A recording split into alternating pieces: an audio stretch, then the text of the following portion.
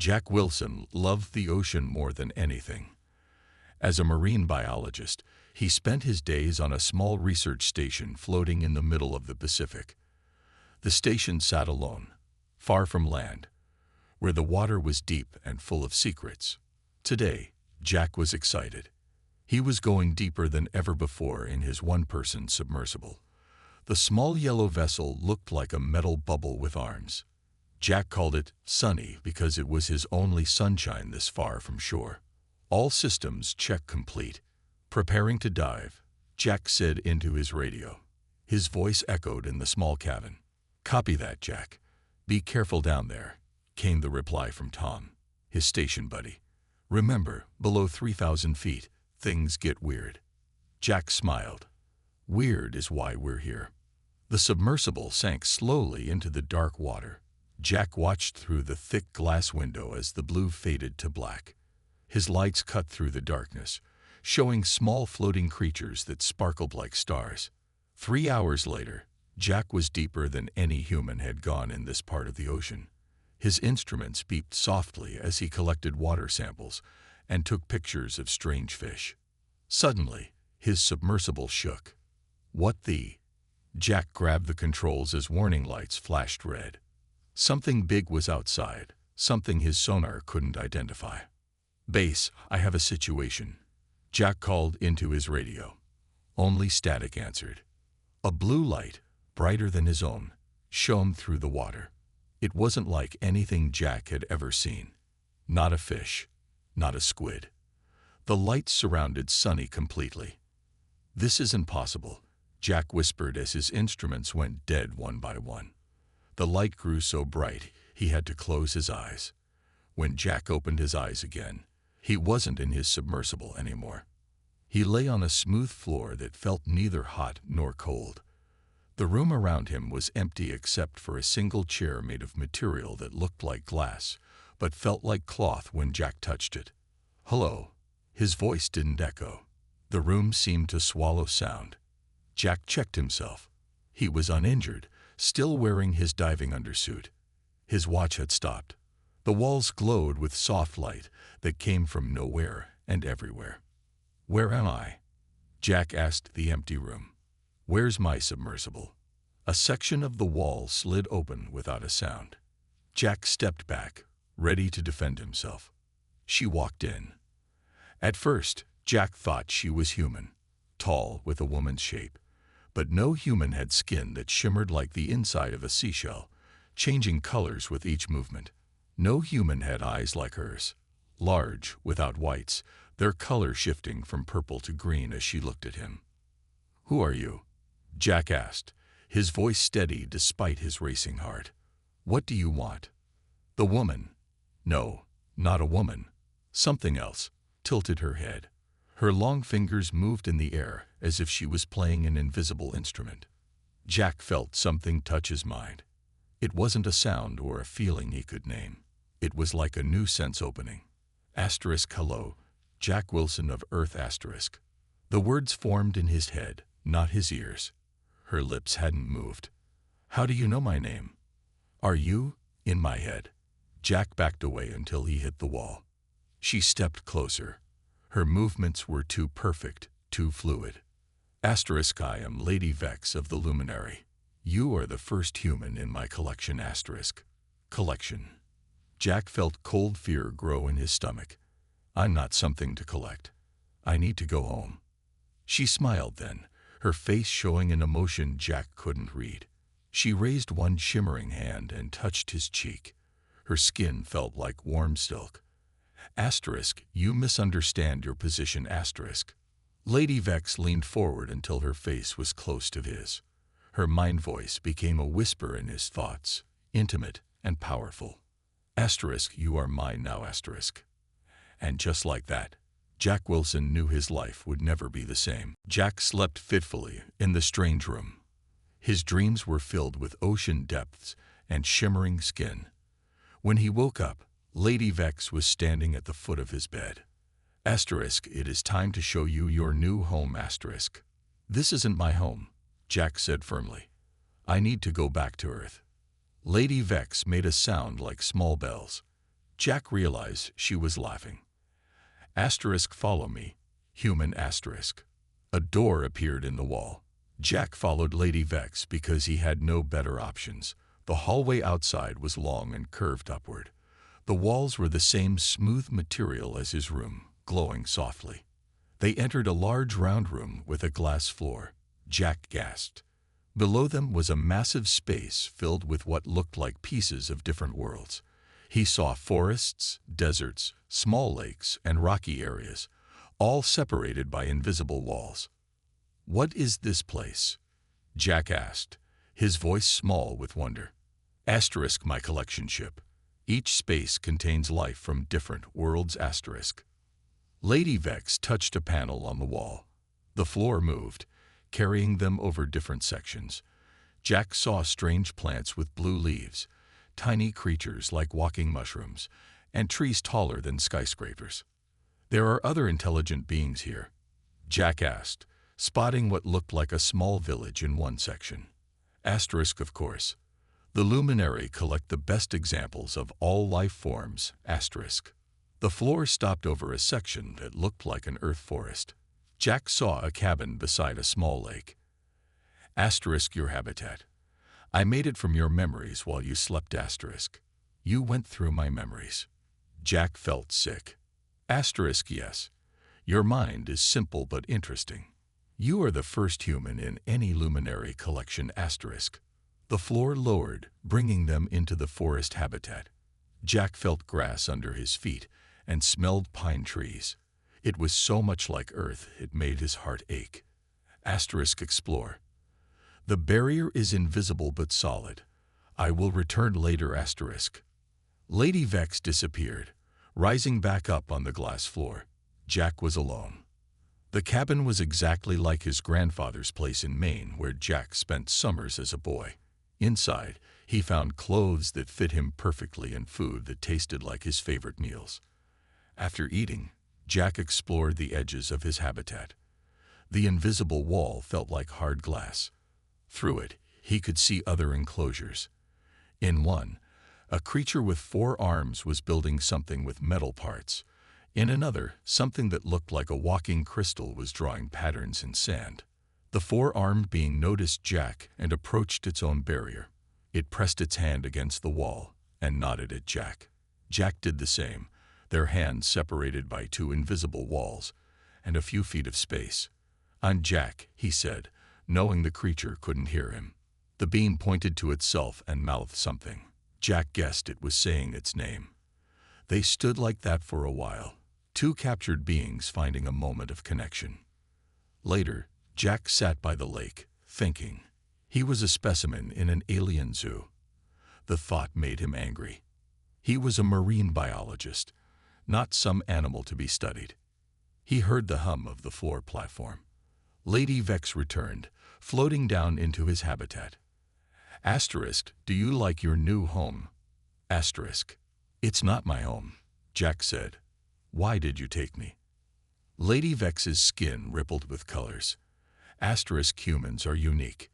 Your adaptability, your emotional range, your intelligence despite your primitive technology. You are perfect for my research asterisk. What research? Jack asked. Lady Vex moved closer, her eyes shifting to a deep blue. Asterisk, I study evolutionary potential across the galaxy. The Luminary believe we are the pinnacle of evolution. I question this belief asterisk. Jack was surprised. You don't agree with your own people. Asterisk, I seek truth, not comfort. Tomorrow, we begin tests of your capabilities asterisk. And if I refuse? Jack stood tall, looking into her alien eyes. Lady Vex's skin flashed with colors Jack hadn't seen before. Asterisk, refusing would waste the opportunity of a lifetime. Jack Wilson, you will help me understand humanity's unique place in the universe asterisk. As she left, Jack realized something important. Lady Vex needed something from him. That meant he had power, even as a captive. And where there was power, there was hope. Days passed in Jack's forest habitat. Each morning, Lady Vex would arrive to test him. She had him solve puzzles, run through obstacle courses, and answer endless questions about Earth. Sometimes she connected their minds, searching through his memories like someone flipping through a book. These mind connections gave Jack headaches, but they also taught him something important. The connection worked both ways. When Lady Vex was in his mind, he could feel echoes of her thoughts too. One day, during a particularly deep mind connection, Jack tried something new. Instead of fighting her presence, he thought of the most human emotions he could summon. The grief when his father died, the joy of his first kiss, the fear when his boat nearly sank in a storm, the wonder at seeing a whale breach beside his ship. Lady Vex pulled back suddenly, her skin flashing wild colors. She stumbled backward. Asterisk, what did you do? Asterisk, her mental voice sounded shaken. Nothing, Jack said innocently. You wanted to know what makes humans unique. I showed you. Lady Vex left quickly that day. Jack smiled to himself. It was his first small victory. That night, while exploring the edges of his habitat, Jack made a discovery. Near the ground, where two invisible walls met, there was a small gap, not big enough to escape through, but big enough to talk through. Jack waited until the lights dimmed, signaling night cycle. He crawled to the gap and whispered, "Hello. Can anyone hear me?" A rumbling voice answered, "Human speaks." Good. Brax hears. It was the four-armed alien he had seen before. Up close, Jack could see Brax had tough, gray skin and intelligent eyes. I'm Jack. Are you a prisoner too? All are specimens here. Brax here for 10 cycles. From Heavy World Doris. Through many nights, Jack talked with Brax. He learned that Brax was an engineer who had been captured while fixing a space station. Through another gap on the opposite side, Jack also met Nika, the crystal being. Her voice chimed like glass wind chimes.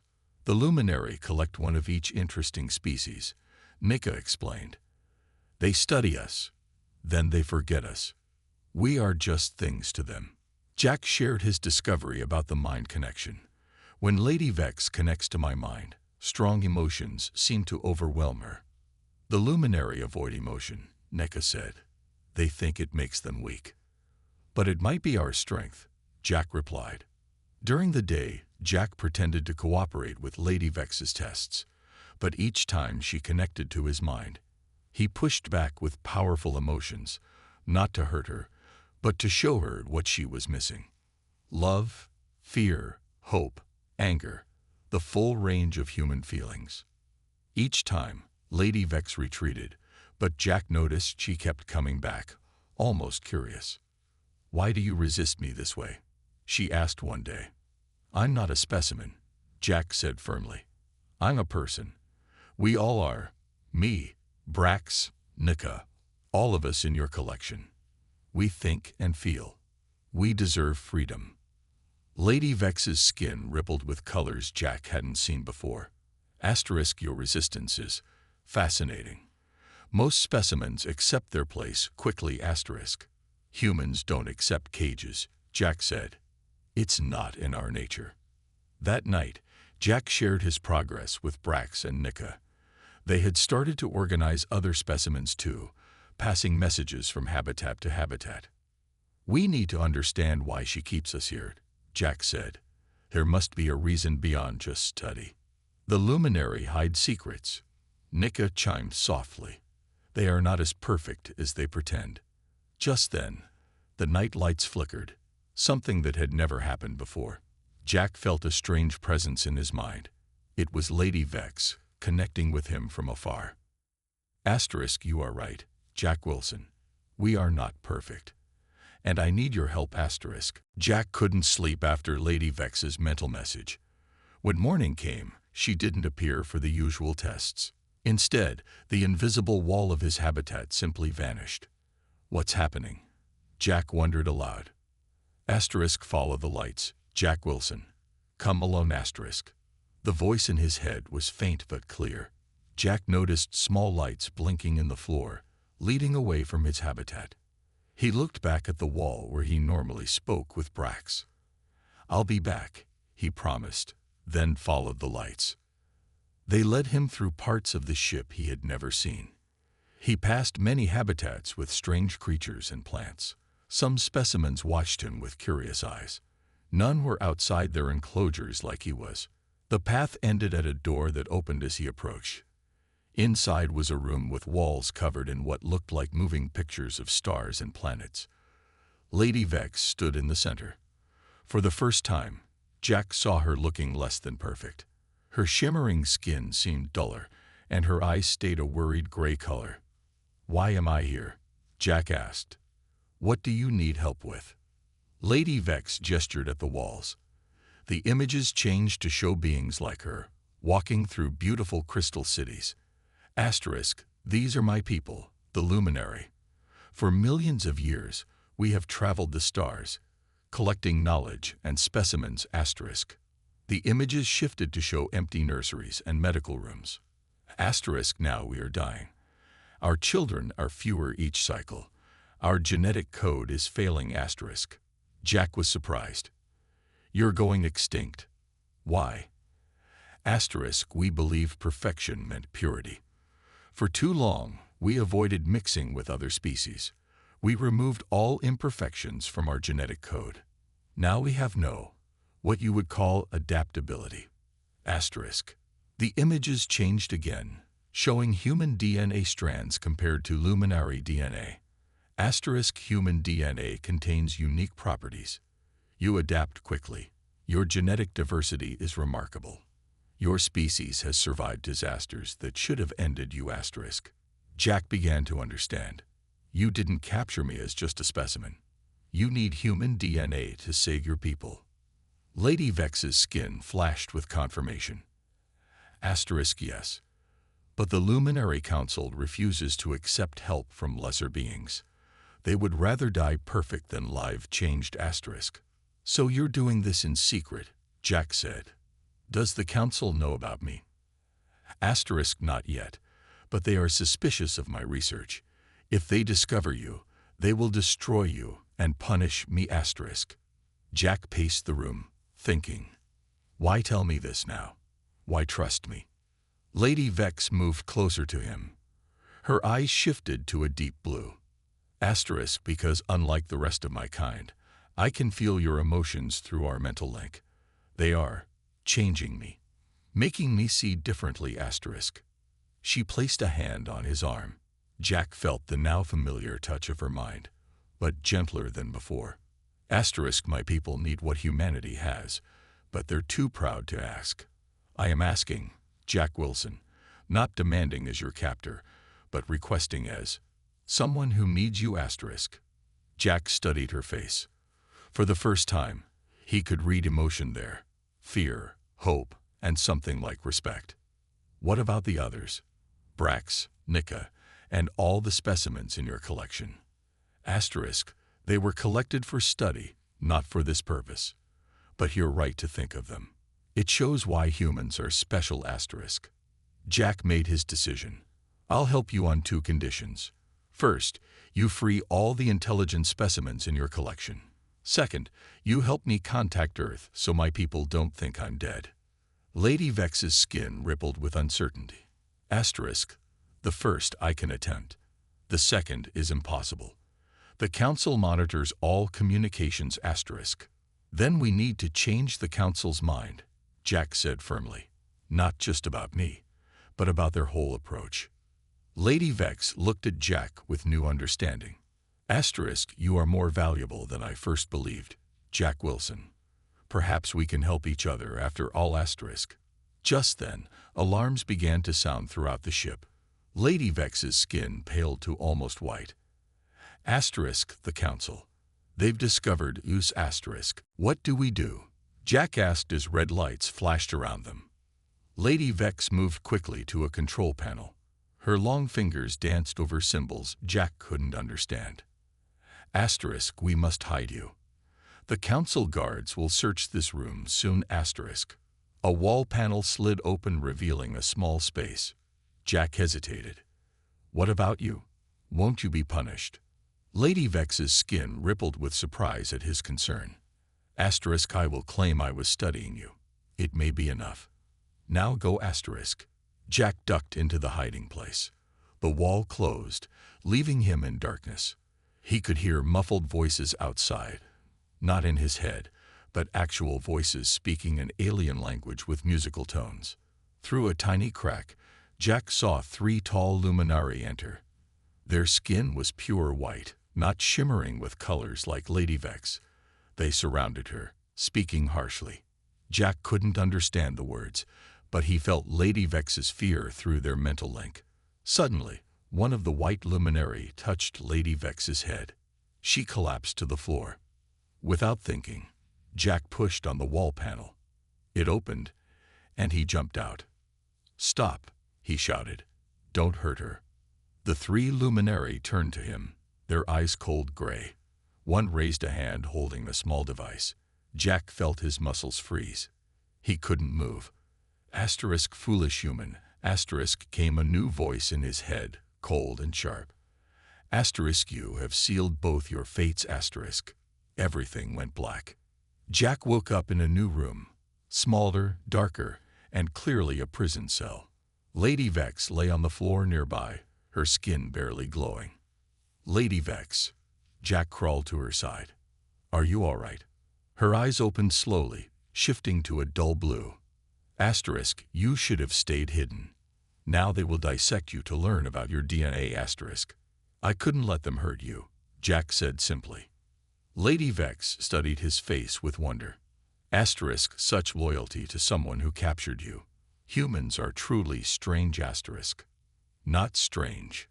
We just value life. All life. Jack helped her sit up. What will they do to you?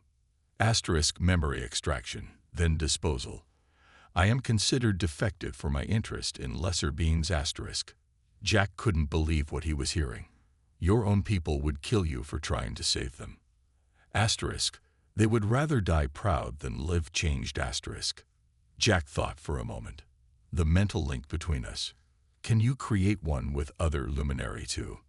Asterisk, yes, but it is forbidden to share emotions. We communicate only thoughts and images. Asterisk. That's your problem, Jack said, suddenly excited. You don't understand what you're missing. You can't feel what it means to adapt, to change, to connect. Lady Vex's skin brightened slightly. Asterisk, what are you suggesting? Asterisk. When we get out of here. Asterisk, we cannot escape. The cell is perfectly sealed. Asterisk.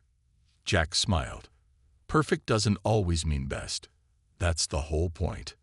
Just then, they heard strange sounds from outside. The cell door began to glow hot around the edges.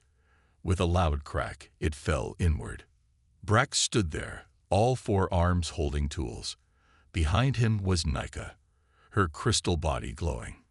Jack free. Good, Brax rumbled. How did you find us? Jack asked, amazed. All specimens free now, Nika chimed. The ship is in chaos. We followed the mental link between you and the luminary female. Jack helped Lady Vex to her feet. I told you I'd come back, he said to Brax. These are my friends, he explained to Lady Vex. Friends help each other. Lady Vex looked at the aliens who had come to rescue them. Asterisk, they helped me. After I kept them captive. Asterisk. That's another thing about non-luminary species, Jack said with a smile. We understand forgiveness. Lady Vex's skin slowly began to shine with new colors. Asterisk, I believe I begin to understand why the luminary are failing. We have forgotten how to connect. Asterisk. Brax interrupted. Talk later. Council sending guards. Need ship to escape. Lady Vex straightened, her strength returning. Asterisk, I know where we can find one. Follow me. Asterisk. As they ran through the corridors, Jack realized something had changed. Lady Vex wasn't just his captor anymore. And he wasn't just her specimen. They were allies now. Maybe even friends. Lady Vex led them through hidden passages in the massive ship. Alarms blared throughout the corridors. Other freed specimens ran in all directions, creating chaos. Where are we going? Jack asked as they hurried along. Asterisk, to the communication center. If we can broadcast the truth to all luminary ships, we might save both our peoples. Asterisk. They reached a large door. Lady Vex placed her hand on a panel, but nothing happened. Asterisk. They've locked me out of the system. Asterisk. Brax stepped forward. Brax fix. His 4 hands worked quickly with tools he had collected during their escape. The door slid open. Inside was a round room with screens showing different parts of the ship and distant stars. In the center stood a tall pillar glowing with blue light. "What is that?" Jack asked. Asterisk. The main communication array. It can send messages to all luminary ships across the galaxy. Asterisk. Nika moved to a control panel. "I can operate this. My people built similar systems." Lady Vex looked surprised. Asterisk. You would help us. After being kept captive. Asterisk. Jack says we should work together, Nika chimed. I trust Jack. Jack felt pride at Nika's words. He turned to Lady Vex. What's your plan? Asterisk. We must show all luminary the truth about our genetic decline and how other species can help us survive. Asterisk. Will they listen? Jack asked. Asterisk. Most will not, but the younger ones might. There has been unrest among them for years. Asterisk. Suddenly, the door burst open. 3 council guards rushed in, their white skin glowing with anger. They'd raised weapons. Brax moved with surprising speed for his size. He tackled 2 guards while Nika used her crystal body to reflect a weapon blast back at the 3rd guard. Hurry, Jack shouted. More will come. Lady Vex linked her mind with the communication array. Her eyes closed in concentration. Asterisk. I need proof to show them. Scientific evidence they cannot deny. Asterisk. Jack had an idea. Use our connection. Show them what you've learned from my mind about human adaptability. Asterisk. It is not enough. They need physical proof. Asterisk. Jack made a bold decision. Take a sample of my blood. Show them my DNA. Lady Vex hesitated. Asterisk. Are you sure? Asterisk. Yes. Hurry. Lady Vex took a small device from her belt and pressed it against Jack's arm. It stung, but only for a moment. The device filled with red blood. She placed it in a scanner connected to the communication array. Screens around the room filled with images of DNA strands. Human DNA next to luminary DNA. Asterisk. Now, I will broadcast. Asterisk. Lady Vex connected deeply with Jack's mind, stronger than ever before. This time, Jack didn't resist. He opened his memories, his emotions, his entire human experience to her. Through their connection, Lady Vex sent a message to all luminary ships. Asterisk. Fellow luminary, I am Vex of the Science Guild. What I share is forbidden knowledge, but it is truth. Our species is dying. Our perfect genes have become our prison. We cannot adapt, cannot change, cannot grow. Asterisk. The screen showed the DNA comparison. Asterisk. This is human DNA. Imperfect, messy, but incredibly adaptive. Humans survive because they embrace change. They connect with each other through emotions we have forgotten. They forgive, they help others, they evolve. Asterisk.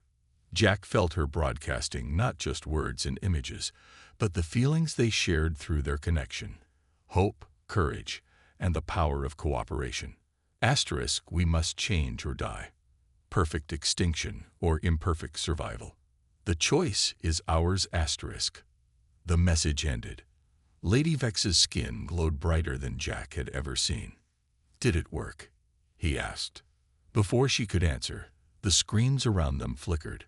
One by one, they showed luminary from different ships. Some had skin that shifted colors, like Lady Vex's, not pure white like the Council's. Asterisk. We hear you, Vex. We stand with you. The time for change has come. Asterisk. Jack smiled at Lady Vex. It's beginning, he said. A revolution. Just then, the ship shook violently. An explosion sounded from somewhere nearby. Asterisk. The Council is not surrendering without a fight. Asterisk. Lady Vex said grimly. The ship rocked with more explosions. Red lights flashed everywhere. "What's happening?" Jack asked, grabbing onto a control panel to stay upright. The Council has activated self-destruct protocols, Lady Vex explained, her skin paling with fear. They would rather destroy this ship than allow change. Brax checked a screen. "Ship breaking in many places. Need to leave now." Jack looked around at the frightened specimens who had joined them in the communication center. "We need to get everyone to safety." Lady Vex pointed to a map on the wall. There's a bay of small ships on level 3. Enough to evacuate everyone. "Then let's go," Jack shouted. They led the group through shaking corridors. Parts of the ceiling fell around them. Twice they had to find new paths when hallways collapsed. Finally, they'd reached the ship bay. Dozens of small vessels sat ready for launch. "How do we fly these?" Jack asked. They respond to luminary mental commands, Lady Vex said. Will need to pilot You take the main ship, Jack decided. Brax, Nika, help get everyone on board. As specimens boarded the ships, Jack felt a new presence in his mind. Cold and angry. You have destroyed everything. Human. Jack turned to see the Lid Council member, skin white as bone, standing in the doorway. Lady Vex moved to stand between them. No, Elder. You destroyed us with your pride. We're saving what remains. The Elder raised a weapon. Then you will die with your human pet. Everything seemed to slow down. Jack saw the weapon glow. He saw Lady Vex move to shield him. Without thinking, he pushed her aside and jumped in front of the blast. Pain exploded in his chest. Jack fell to the floor, struggling to breathe. He heard Brax roar. Through blurry eyes, he saw the four-armed alien tackle the Elder. Lady Vex knelt beside him, her skin flashing with colors of distress. Jack, why would you do that? Why sacrifice yourself for me?